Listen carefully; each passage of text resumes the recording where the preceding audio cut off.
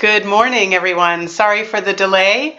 Facebook has changed some of the functionality of their live program, which I'm sure overall will end up being to the good. But for today, it was a little bit of a curveball that it threw me. And I have to say, I think I'm just going to use it as a bit of a metaphor for this whole situation that we're all in, right? I thought I knew how Facebook Live worked, did my first one a week ago today to talk with all of you, hopped on today thinking it would be the same, and it wasn't. And as I said, I think that's pretty much a perfect metaphor for what we're all experiencing right now, right? Just when we think we have our heads wrapped around something, how it works, how to use it, what to expect, it changes. So welcome to another Sunday morning. Welcome to adaptability, flexibility, and learning all the time. Thank you so much for joining me, to those of you who are on the live feed right now. And for anyone who watches this later when we post it not live, I just want to encourage you to please send me a message, give me your feedback, ask your questions that I can answer for you next week. So I thought I would get started today first by just taking a nice deep breath with all of you. I don't know about you, but I know I'm finding I'm not doing enough of that. So here we are. Welcome. Last night, I did something for the first time since the shelter-in-place order, and that was had dinner with my family, with my adult children, my grandsons, and even the granddogs tuned in. And we did that using Zoom conferencing. We set the laptop up on the table. Everybody prearranged a time to have dinner together. And I have to say it was such a comfort and also kind of weird to have a family dinner night all around the table looking at each other on screens. But I am so grateful and so pleased that we can at least be connected that way. It felt really good to hear each other's voices, see each other's faces, share a few laughs. And so I hope all of you are finding ways to stay grounded, stay connected to the people you care about, and that you're all staying safe. I'm going to start today by answering a couple of questions that were sent in last week during our Facebook Live conversation.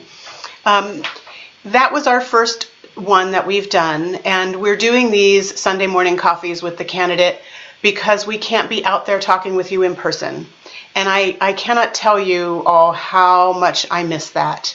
We had knocked over 2,000 doors before the pandemic outbreak came here to the United States and to Oregon, and we had to readjust and adapt all of our campaign practices.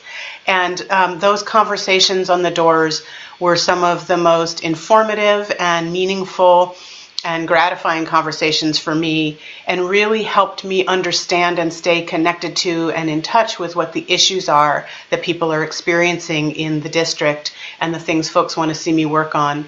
So there is no substitute for conversations on the doors, but we're doing our best to stay connected through technology, email, Facebook Live. I'm on Twitter now, at Laurie Trieger. So I really, really want to hear from you about how things are going, what you're concerned about, the issues that you want to see me work on.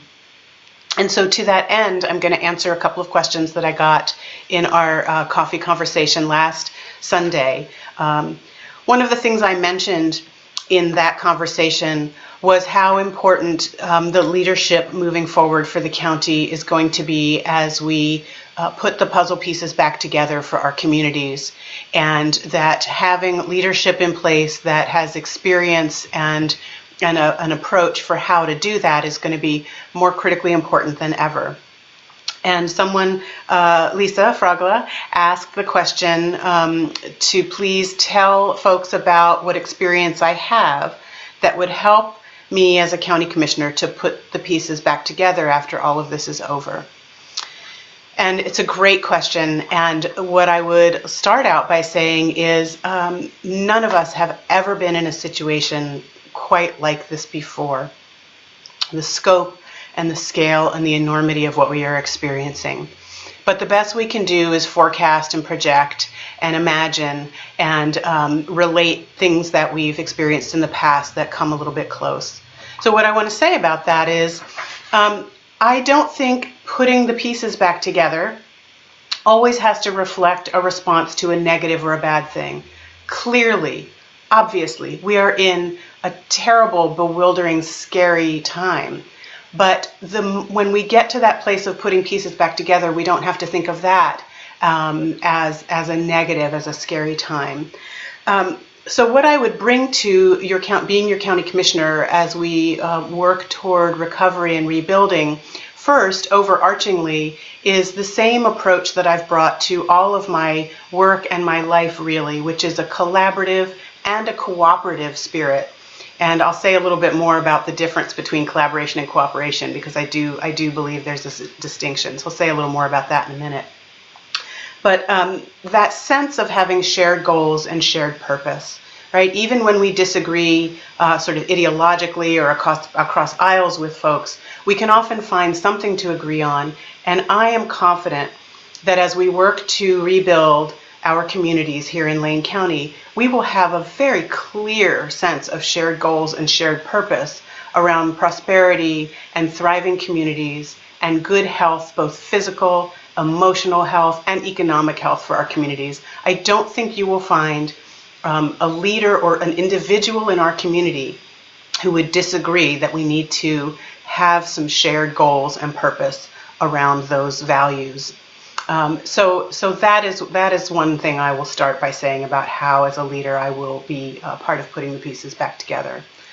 A little bit more about the collaboration versus cooperation piece. I think we often throw those words around interchangeably. I know in my decades-long career in nonprofits in particular, we talk a lot about collaboration. And it's a very important word, and it's a very important principle to operate in. To me, cooperation means we're getting along, we're being good to each other, we're helping to facilitate each other's goals and work. Collaboration has cooperation wrapped up in it, but it's something a little different and a little more. To me, collaborative projects require that everyone participating, whether it's an entity, an organization, a government, an agency, a program, everyone's giving a little something to make that finished product work.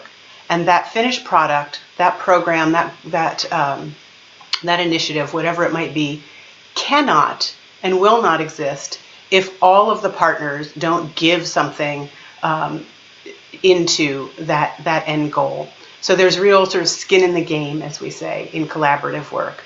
And collaborative work is very dynamic and iterative and responsive and ongoing. And so I'm very much committed to understanding who our collaborators will be and how folks can contribute in ways that are proportional and equitable to the resources they have to offer to contribute and be part of putting the pieces back together for our communities here in Lane County. A couple of examples of work that I've done that get at this to give you some concrete ideas and examples. One that came to mind, top of mind, I think particularly because for so many of us we are increasingly aware and concerned about our unhoused population here in Lane County generally, and particularly how they're being affected by this pandemic. I worked for 5 years on a project called Project Homeless Connect. And some of you I see who are hopped onto our live feed today were also part of that.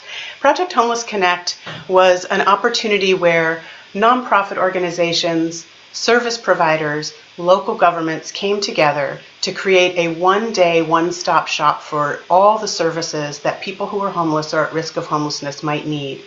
We operated the program for 5 years running for one day at the Lane County Fairgrounds.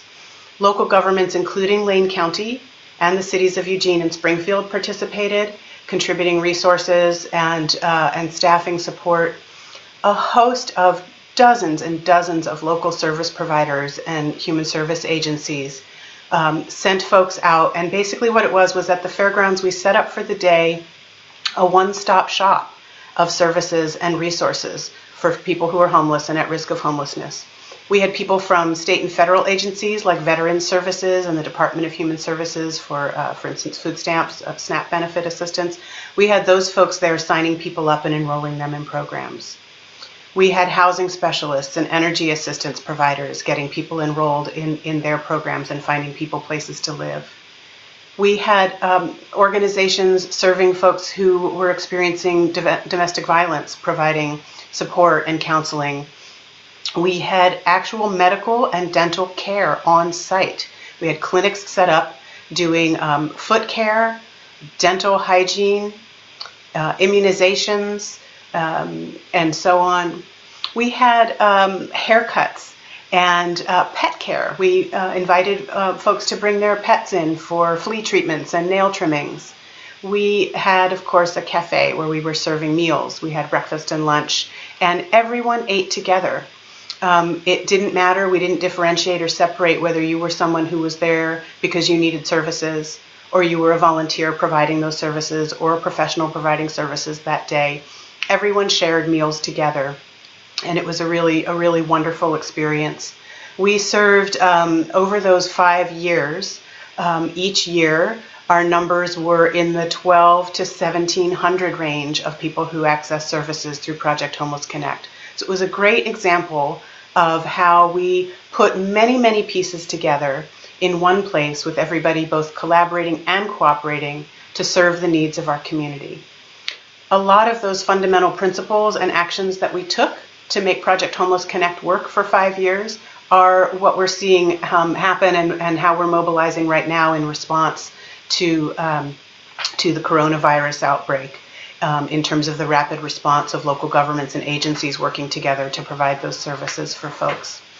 And so I think in terms of looking forward and part of that reparative and restorative leadership that we're going to need in the years to come on the other side of this pandemic, some of those experiences, those relationships, and the lessons that I learned being part of the leadership team organizing Project Homeless Connect for 5 years will serve me well. Now, some of you may be thinking, well, why did you only do that for 5 years?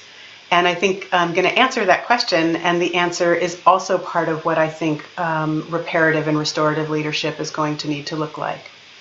And that is that after we did that for 5 years, we, as a leadership team, took a hard look at what had changed in our landscape since the first year we did Project Homeless Connect.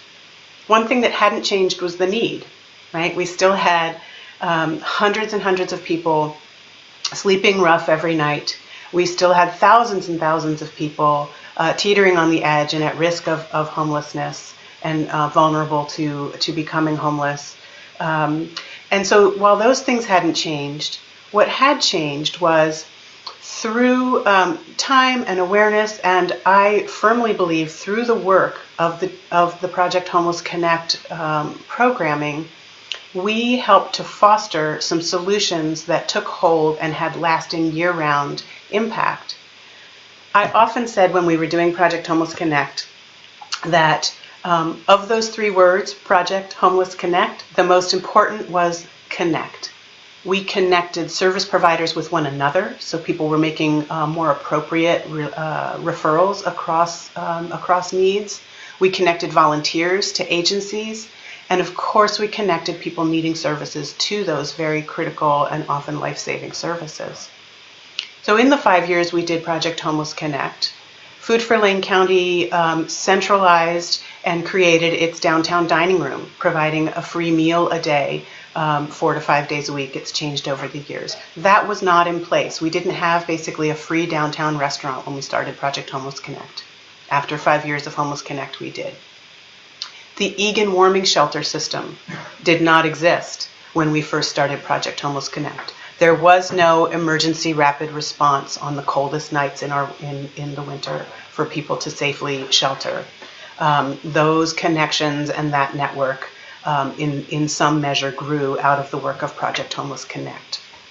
So those are a couple of examples of the way that the work of that once-a-year project became embedded into the regular and ongoing practice and programming of our community and how we respond to some of our most vulnerable neighbors. For those of you who just joined, I'm answering a question that was asked last week in our conversation when I talked about how it was going to be important to have leadership who was ready to help put pieces back together for Lane County and for our communities. And so I'm giving some examples of work that I've done over the years that I will take the lessons I learned doing that work and apply them in a time of reparative and restorative leadership. Two other quick examples that I want to share with you. One is when I ran the Lane Coalition for Healthy Active Youth. I was the executive director of that public health nonprofit for 5 years. One of the programs that we launched was the Safe Routes to School program. And this is a national program. It's a model that is instituted in school districts across the country where we get more kids walking, biking, and using public transit to get to school. And there are what we call the 5 E's of Safe Routes to School. And those are education, engineering, encouragement, evaluation, and enforcement. And so what that means is it's not enough to tell kids or their families, hey, it'd be better for you, you'd be healthier if you walked or biked to school. We have to encourage them to do so. We have to educate them about why it matters. We have to do the engineering to make it safe. We need to have marked crosswalks, places to leave your bike safely where it'll be dry at the end of the day. We have to reroute the patterns of traffic on the school property so kids who are walking and biking aren't competing with people who are being driven in carpools and so on. So that's the engineering component. The enforcement is making sure that the changes that we try to engineer are being enforced and people are following those rules, of course. And then the evaluation piece is critically important. We have to see whether we really are increasing the number of kids using active transportation to get to and from school every day. And so to make a Safe Routes to School program robust and workable requires, again, the collaboration and the cooperation across numerous jurisdictions and entities and the individual families attending that school. We had tremendous success. At Elche, we brought those first federal and state dollars to our local community to do a pilot Safe Routes to School on 2 campuses. And this was back in the mid-2000s. Fast forward to today, and we have Safe Routes to School programs embedded in the 3 largest school districts here in Lane County, Eugene, 4J, Springfield, and Bethel. All have a staff person who oversees the work of a Safe Routes to School program, and we have significantly increased the number of children getting to and from school safely through active transportation. And so that's another example of how you can put many, many pieces together to achieve a common goal of creating greater health outcomes for individuals, particularly for children, and also for our environment. So there's a lot of lessons, cross-jurisdictional lessons I learned in helping launch the Safe Routes to School programs that I would apply as your commissioner moving forward in the aftermath of this outbreak for how we might repair and rebuild our communities. The final example I will give is the Healthy Corner Stores work that I did, which matched local farmers and mobile farm stands with our Dairy Mart stores. And we also did a lot of evaluative work with the Dairy Mart store owners about the nutritional content and value and affordability of food in their stores, particularly in neighborhoods that didn't have access to full-service grocers, let alone a farmer's market. So in the interest of time, I'm not going to launch too much into the details of that project, although it was wonderful and I loved it, and I'm happy offline to talk more with anyone who wants to learn more about it. But those are 3 examples: Project Homeless Connect, Safe Routes to School, and our Healthy Corner Stores work, where I learned an awful lot about the resources, the collaboration, the cross-jurisdictional work and cooperation that it takes to rebuild communities with a focus on greater health and equity and access for more people to get their basic needs met. I'm going to say 2 more things and answer a couple other questions. It's funny, when I first log on to these, I always think, how will I possibly fill half an hour? But the time really flies by, so thank you to those of you who were able to join this morning. 2 other questions that came in last week that I want to answer for you this week.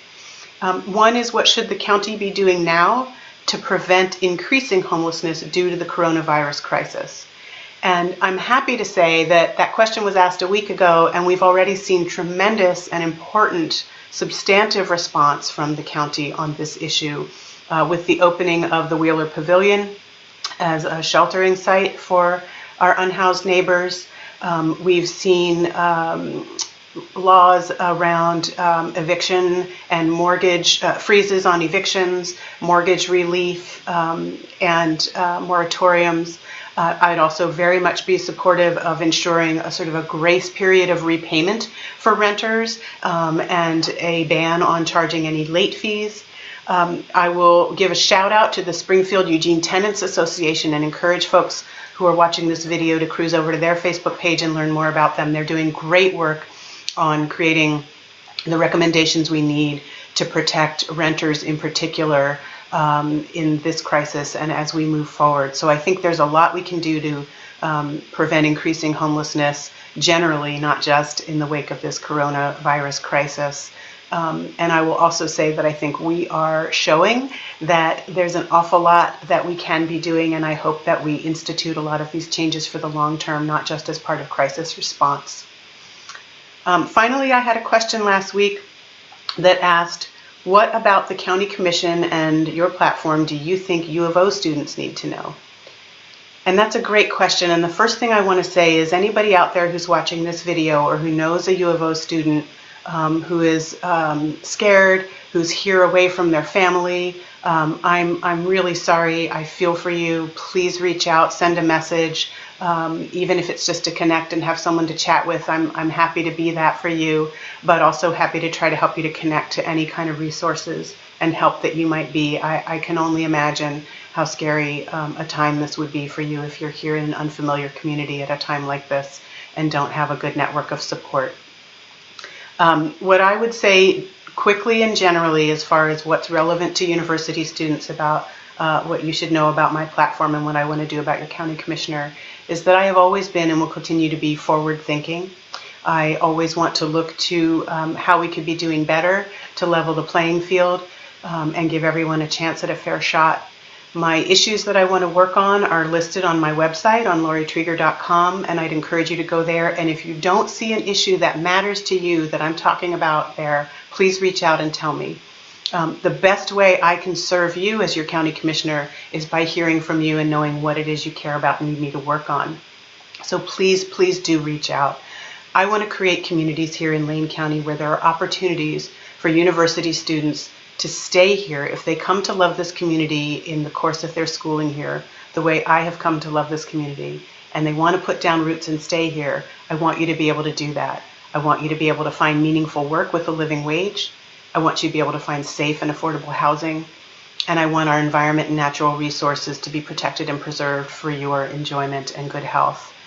So that's what I would say in response to what university students might need to know about me and the kind of commissioner I'll be. We are coming to the close of our chat for today.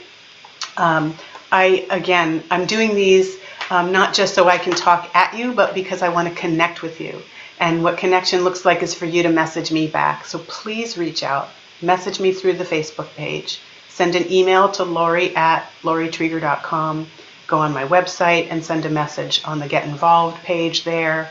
I see every email that comes in and can respond personally.